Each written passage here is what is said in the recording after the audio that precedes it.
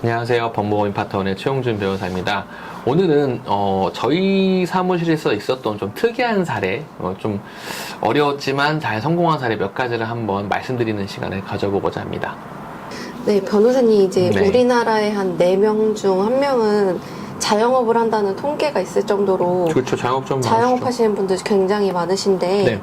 그럼 이번에 사업 운영 이런 실패로 인해 개인회생을 신청하신 분들의 사례도 좀 소개해 주실 수 있을까요? 아, 물론이죠. 네. 뭐 자영업자 많으시죠. 근데 그래서 여기서 관련해서 제가 뽑은 사례는 그 미용실 운영하시던 분 미용실. 네, 사례였어요. 아무래도 이제 코로나 사태로 좀 상당히 영향을 받았죠. 미용실 업계도. 그쵸. 뭐, 이렇게 마스크 쓰고 머리도 자르는 건 참 되게 저도 정말 생소한 경험이었는데, 아무튼 그래서 미용실 운영하시던 사업 소속자분의 그 서울회생법원 관한 사건이 좀 기억에 남습니다.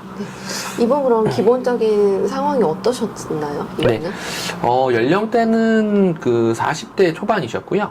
그 다음에 그 채무 금액은 한 1억 4,5천만 원 정도 됐어요. 그리고 아까 말씀드린 대로 그 채무 원인은 그 코로나로 인한 영업 부진, 그로 인한 극심한 매출 타격 이런 거였습니다. 그래서 이분도 좀 딱한 사정이 있어요. 아까 전에 말씀드린 분의 정도까지는 아니지만 이게 되게 이제 아시겠지만 그 바로 그 미용 아티스트가 될 수 있는 건 아니잖아요. 막 이렇게 머리도 감겨주고 뭐 여러 가지 이제 과정을 거쳐서 이제 많은 고생 아르바이트 이런 거 많이 하셔가지고 본인 매장을 딱 오픈하셨는데 그때도 뭐 넉넉한 사정은 아니었으시니까 대출 받으셨고 그래서 열심히 운영하다가 불이 한 번 나셨어요.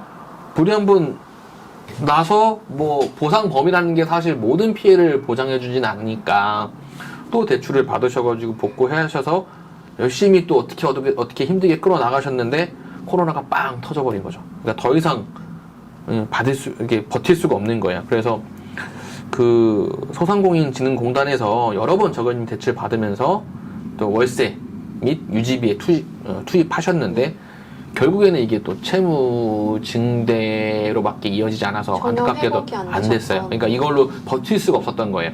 그래서 개인회생을 신청한 뭐 그런 상황이었습니다. 그럼 이분은 신청하실 때 재산이 어느 정도 됐나요? 이분 같은 경우는 일단은 이제 그 예금과 보험 그리고 이제 이런 재산도 있었는데 무엇보다 큰 거는 사업장 보증금이 있었어요. 예, 그러니까 사업장 보증금도 결국에는 이제 청산가치 보장 원칙에 따라서 개인의 재산적 가치, 청산가치로 잡히게 됩니다. 그래서 이분 같은 경우는 기본 저희가 개인회생 신청 때 요새 3년을 기본 기간으로 하잖아요. 근데 이 사업장 보증금 부분 때문에 저희가 이례적으로 처음부터 5년의 변제 기간을 짜서 개시 신청을 넣었던 뭐 그런 사안입니다. 그래서 재산은 그 정도 되고 수입 지출은 아마 월 평균 약 250만 원 내외 정도로 했습니다. 네, 근데 약간의 비하인드 스토리가 있는데 사실 이분 소득이 많이 못 미쳤어요. 이분 즉 카드나 이런 거 말고 손님들한테 현금도 많이 받는다. 근데 그게 그때 소득으로 반영 안 돼서 그런 거, 매출로 반영 안 돼서 그런 거지 실질보다 많이 번다 이래가지고 엄청나게 우겨요 뭐. 그러니까 저희는 법원하고 가끔씩은 싸우기도 하고 우기기도 합니다. 왜냐면 그게 어쩔 수 없이 이제 우리 고객분들의 이익과 직결되는 부분이기 때문에 아무튼 그래서 넘어간 것 같습니다. 그럼 이분은 보장 권고는 어떤 식으로 나왔었나요? 네, 일단은 기본적인 보정 공고죠. 최근 1년 내 채무는 5천만 원 좀 넘으셨던 것 같아요. 5천만 원 정도의 채무 발생 경위에 대해서 소명하라는 게 나왔었고, 두 번째는 이제 개인 사업자면서 미용실 한다고 하니까 당연히 사업장이 있을 것이고, 그럼 사업장의 임대차 영향이 어떻게 되냐, 그러니까 보증금 월세 얼마 되냐 이런 거에 대한 소명이겠죠. 그래서 세 번째는 이 사업장의 월 순수익이 얼마냐. 제일 중요한 부분이요. 그렇죠.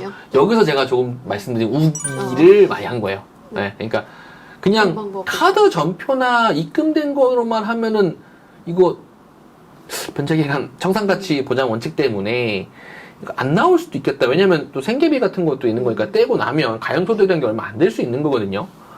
그래서 우겼습니다. 우기고 현금 받는다. 미용실 손님들이 무조건 카드로만 하냐.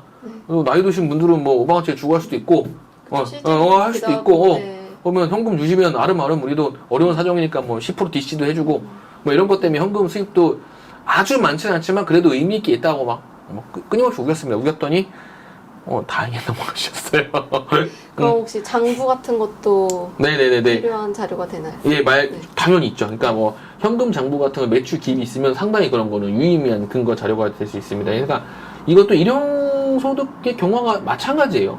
그냥 뭐라도 내는 거예요. 뭐라도 사소한 거라도 내고 그냥 있는 대로 모든 어떤 근거를 다 긁어서 내고 결국 판단은 법원에 맡기면 되는 거니까 이 자료는 필요 없겠지라고 우리가 우선적으로 선별하는 게 아니라 있는 건 모두 해서 잘 꾸며서 내면 최대한 성실하게. 그렇죠. 말씀 잘하셨는데 그 모습 자체가 이 회생 절차에 대단히 성실하게 임하는 걸로 볼 수 있습니다. 예전에 기각사유 중에 채무제의 태도가 성실하지 않다라도 라는 기각사유도 네. 분명히 있는 거니까 이런 관점에서 봐도 그런 건 상당히 의미 있는 거죠.